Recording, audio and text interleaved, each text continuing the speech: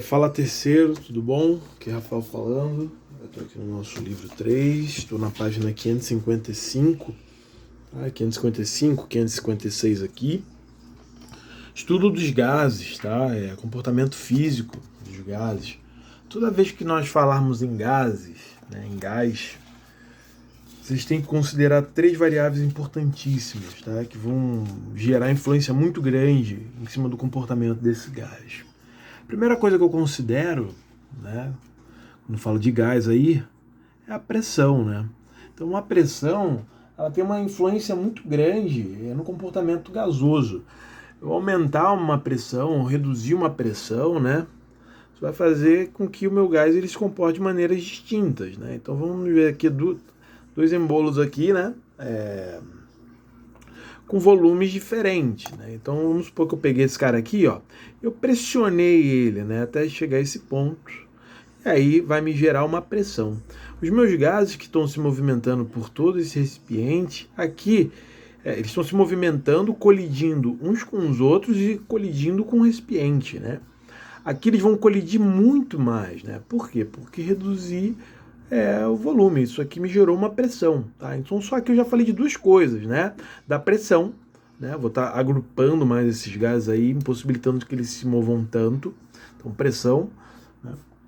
O segundo fator aí que vai influenciar o meu gás é o volume, né? Redução do volume, eles vão se chocar mais, eles vão colidir mais, tá?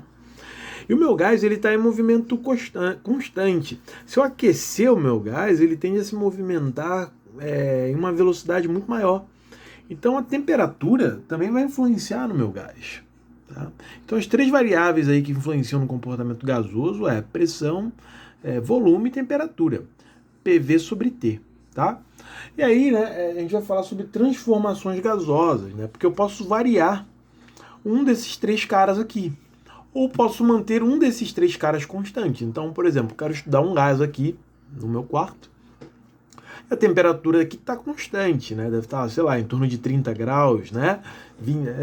A gente fala que a temperatura ambiente é 25 graus, né? Mas para quem é carioca, a gente sabe que isso não acontece.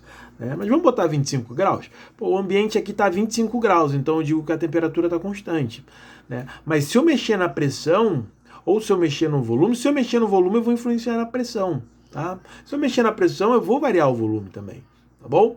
Então eu posso sofrer variações desses caras aqui. Quando nós passamos a dizer que temos uma variação, né? Ou seja, temos um antes e um depois. O que for antes, nós chamamos de 1. Então eu tenho uma pressão inicial, um volume inicial, a uma temperatura inicial. Aí eu vou submeter esse cara a uma nova pressão. Eu vou submeter esse cara aqui a um novo volume e vou submeter esse cara a uma nova temperatura. Então o que eu fiz? Eu variei aqui pressão, variei volume, variei temperatura. Né? Na verdade, eu não estou nem seguindo a ordem do livro. Já estou te mostrando que o ponto 1 é o início e o ponto 2 aqui, ó, é o final. Tá? Então tem o início e fim ali. Tá? Se tiver um aqui, eu vou atribuir ao início, ao antes, e 2 ao depois. Tá? Então a gente vai vir aqui nas nossas transformações gasosas do livro. Primeiro ele vem com a lei de Boyle, né, que são as transformações isotérmicas, né? Ou seja, iso de mesmo, térmico de temperatura, ou seja, minha temperatura vai ser constante. Tá? Então aqui, ó, temperatura constante.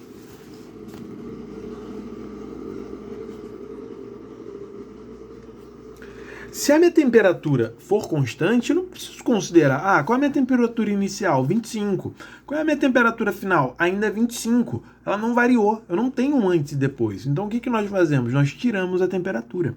Quando a temperatura ela for constante, a minha fórmula ela passa a ser P1 vezes V1 é igual a P2 vezes V2, né?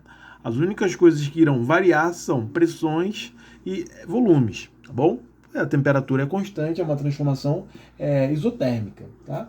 Então aqui, ó, isotérmica, né, ele fala, ó, ocorre a temperaturas constantes, tá vendo? E aí o que você vai considerar? PV é igual a T. P1, V1, P2, V2. Tá? É isso aí. Então, para temperatura constante, tiramos a temperatura. Tá? É isso aí, falei certo. Achei que tivesse falado errado, mas não. Isobárica. A isobárica, eu vou ter uma pressão constante. Então eu vou olhar minha fórmula aqui, tá? Aí vai estar aqui, ó, pressão constante, tá? Vou olhar minha fórmula aqui, estou vendo que minha pressão não variou, né? Então eu tinha aqui uma ATM que tem um ATM. Se a pressão não varia, né? Então eu vou escrever primeiro ali, ó, isotérmica, né? P1 vezes V1, P2 vezes V2. Se eu digo que a pressão é constante, a pressão sai. Então a fórmula fica V1 sobre T1 igual V2 sobre T2. De novo, pressão não variou por quê? A pressão não entrou por quê? Porque não variou. Né? O final e o início é a mesma coisa, tá? O fim e o início ali, mesma coisa. Caso, né, o meu volume ele se mantenha constante, né? Eu digo que eu tenho uma transformação isocórica, né? Volume constante aqui para ele. Aí eu retiro o volume da minha fórmula, né? Minha fórmula original era essa aqui, ó. Se o volume é constante, vai ficar só variando pressão e temperatura. Então, P1 vezes T1 é igual P2 vezes T2. Tá? Lembrando que os gases eles vão se comportar de maneiras diferentes ali. Se você aumenta a temperatura, o gás ele se expande, né? Você vê com um balão, o que você precisa? Você pega ali um maçarico, coloca ali no balão, ele vai inflando, por quê? Porque o gás vai expandindo. Você vai aquecendo ele, né? Vai reduzindo a densidade dele. Ele vai sofrendo um processo de expansão, né? Se você reduz a temperatura, o gás ele vai comprimir. Tá? As pressões, né? As pressões vão estar relacionadas ao volume, né? Se eu pego aqui esse cara aqui, ó, esse mesmo cara aqui, reduzir o volume, cara, eu tive um aumento da pressão, né? Se eu aumentar o volume, eu tenho uma redução de pressão, né? Eles são inversamente proporcionais, tá bom? Só para deixar claro aí para você o quanto pressão, volume e temperatura, eles vão influenciar sim no meu gás aí, tá? No meu comportamento gasoso. Quando você vai calibrar um pneu, né, um pneu de bicicleta, um pneu de carro, o ideal é que você faça pela manhã e com o pneu a frio, né? Ele não pode ter rodado muito. Por quê? Porque você vai colocar gás ali. Você vai calibrar, você vai colocar gás ali. Se o pneu estiver quente, a temperatura estiver elevada, quando você colocar o gás, ele de cara já vai se expandir. Quando você parar o carro, né, o gás ali, ele vai comprimir, ele vai reduzir o seu volume, porque a temperatura vai cair. Ou seja, se você colocar ele a quente, você não vai colocar gás o suficiente para ele ficar cheio. É só você estacionar ele, deixar ele um pouquinho parado, que você vai ver que o pneu vai dar uma murchada. Tá? Por isso você tem que fazer isso a frio. Isso também serve para a bicicleta. Né? Por quê? Porque a gente vai ter uma relação direta aí com temperatura e com pressão, tá? Em um determinado volume. No caso do pneu, meu volume ele vai ser o quê? Constante, né? Ele vai ser fixo, né? Ele não vai variar. Ele tem aquele ponto máximo ali que ele não vai conseguir ultrapassar, tá? Cilindro de gás aí, a galera que vai colocar gás em automóvel, né? É perigoso, né? Cilindro muito quente, você tem gás ali, você tem pressões elevadas ali, né? Uma panela de pressão, você tem um sistema onde você aumenta a temperatura, a pressão ela vai aumentando e o volume vai ficando constante, né? Então eu diria isso aqui, ó, que você vai ter, ó, volume constante, é o caso da panela de pressão, então você tem uma pressão inicial, uma temperatura inicial. Tu aumenta a temperatura. Cara, se você aumenta a temperatura, você vai aumentar a pressão também, né? Então, só aí mais exemplos aí de como essas três variáveis elas são importantíssimas aí no que diz respeito às transformações gasosas, aos comportamentos dos gases, tá bom? Então nós temos três aqui, ó, isotérmicas, temperatura constante, nós temos aqui a isobárica, tá? Pressões constantes. E aí nós temos aqui a isocórica ou isovolumétrica aí, onde nós temos volumes constantes, tá bom? Equação de Clapeyron, né? Aqui, né? Aqui nós não consideramos a molaridade, né? A massa molecular aí, a concentração molecular aí do meu gás, né? A gente não concentração molecular, ó, que besteira que eu falei. A gente não considera aqui a molaridade do gás. A gente não considera quantos mols tem naquele gás ali. Então eu estou botando gás hidrogênio, estou botando um gás hélio ali, mas eu não estou considerando quantidade de mol aqui. Eu só estou considerando aqui a pressão que ele está sofrendo, a temperatura que ele está sofrendo, né? Se o volume dele está variando ou não. É isso que eu estou considerando. Agora, quando eu passo a considerar a quantidade de matéria, número de mol, né? Quantos mols esse cara aqui tem, né? Que é o N, né? N é número de mol, massa sobre massa molecular. Toda vez que eu considerar isso daqui, eu preciso atribuir a minha fórmula uma constante, né? Que a gente vai chamar de R.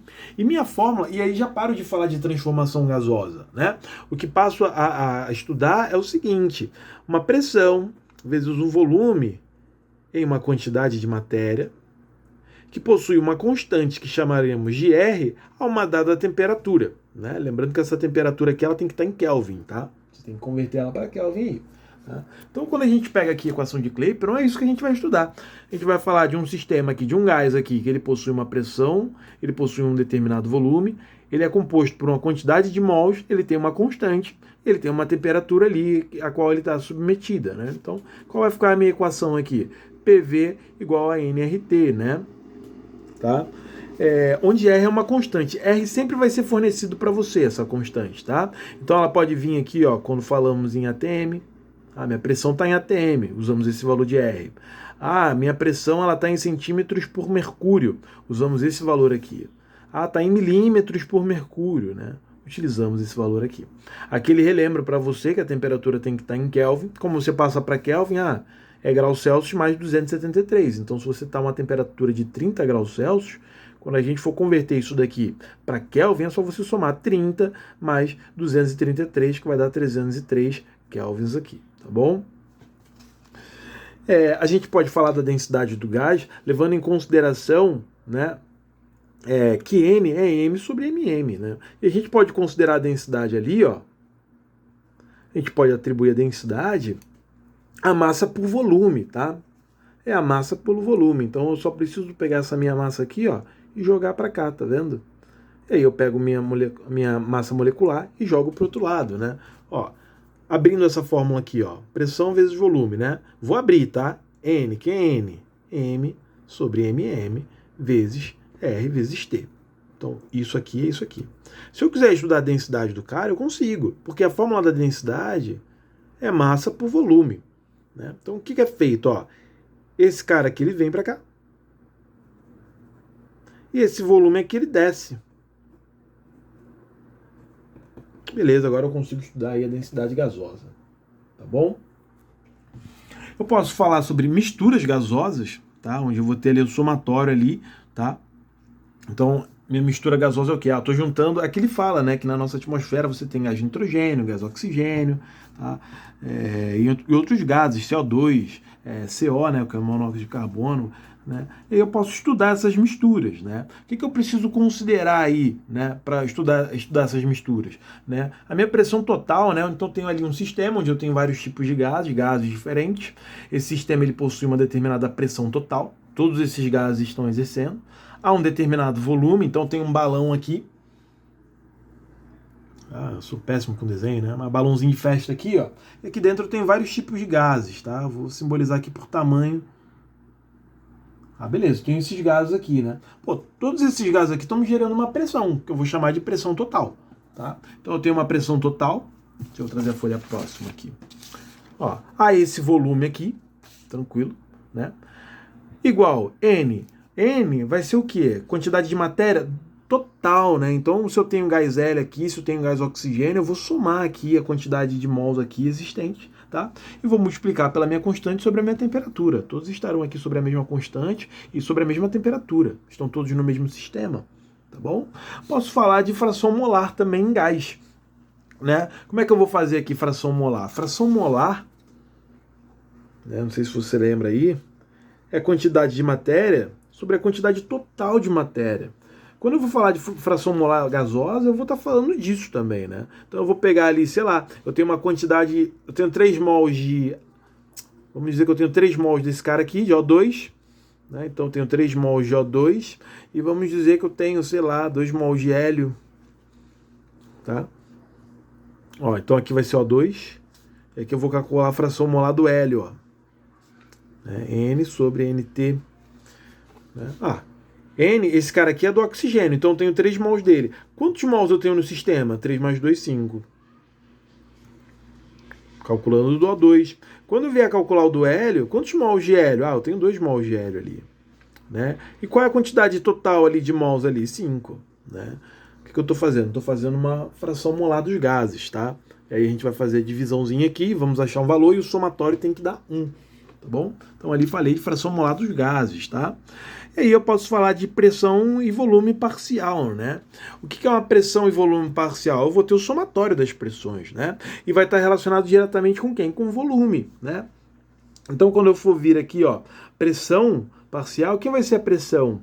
É a pressão vezes a quantidade de mols, porque está relacionado, né? Cara, quanto que eu tenho de pressão no sistema ali?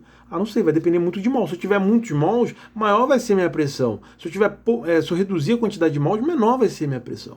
Então, se mol aumenta, a pressão aumenta. Se mol reduz, pressão reduz, tá? Então eles estão diretamente relacionados, né? Então para eu calcular a pressão total ali, vai ser o quê? Ó, a pressão total aqui vai ser pressão vezes a quantidade de mol ali do meu composto, tá bom? E o volume, mesma coisa, né? Volume aqui, ele vai estar relacionado à quantidade de mols, porque se eu vou colocando mais mols ali, né? Vou colocando mais moléculas, né? Eu vou expandindo esse cara, eu vou aumentando o seu volume. Tá? Então, também são variáveis que estão diretamente relacionadas ali. Né? Então, vai ser volume vezes a quantidade de matéria. Tá bom? Então, vai ser um somatório no final das contas. Tá? Peço que vocês façam aí os exercícios. Tá? Isso aqui já é o suficiente. Qualquer coisa me chamem aí. E tamo junto, sempre.